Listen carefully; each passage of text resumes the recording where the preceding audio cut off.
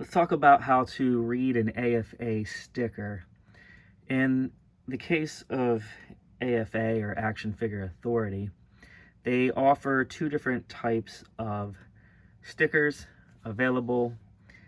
They could put the sticker prominently across the front of the card, or they do a classic design where they place the sticker inside the case. Personally, I prefer inside the case, but when you get a phenomenal grade, it's nice to, shout it out there. So basically, the grade comes in a 3-tier process. And by the way, there are cards out there that only have one grade. At one point, AFA just assigned one grade to the entire card.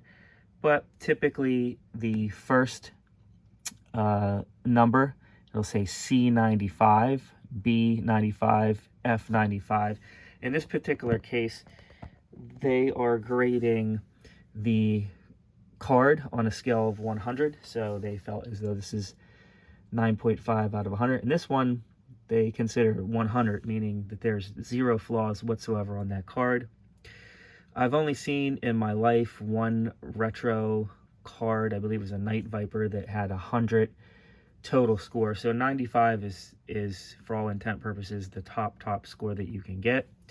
So they have the card listed at 95, then they grade the bubble for imperfection. In the card, they're basically looking for veins, tears, things of that nature.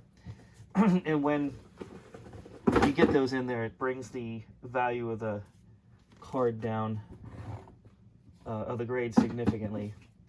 So in the case of Destro here, they graded this an 8 out of 10, and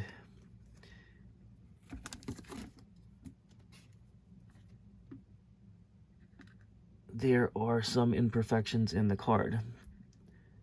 Sometimes, yeah.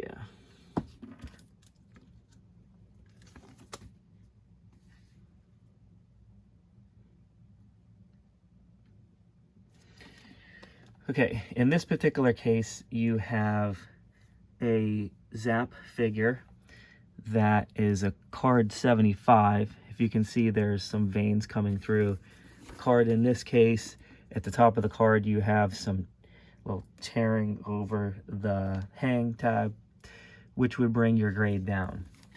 The other thing that you will see on this particular card is that the figure is in slightly a yellow plastic, and they will assign that grade a Y for yellow. So in this case, this is 75Y.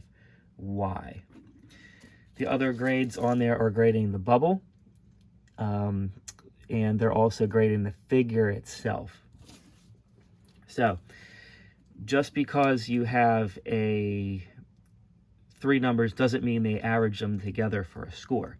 Let's go back to this Zap figure, which I've brought out prior. You'll see that the card value is a 75, the bubble's an 80, and the figure's an 80.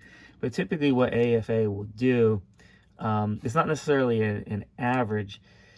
This card cannot grade any more than a 75, so they're going to go with the lowest grade here in order to give that card itself a grade. So just because you have 3 grades, you may have a bubble that's an 85 and a figure that's an 85, and the card is a 70. They're potentially going to give the card, the entire unit, a 70, which I tend to agree with them on that, because you want to display the card properly. A lot of times you want to overall grade with the lowest of the grades itself. So on each of the AFA stickers, it's also going to tell you the year of the release. In this particular case, 1985. What series it's from, 36 back. Talks about how many figures are listed on the back of the card. There's 36. And then you'll have a serial number on there, and you can actually go to the site, you can look up the serial number, and if you so choose, you can see that card was actually graded in case you wanted to buy or sell that card, or you wanted to track it. I personally keep an inventory of all of my items based off of their code. It's also good for insurance purposes and things of that nature.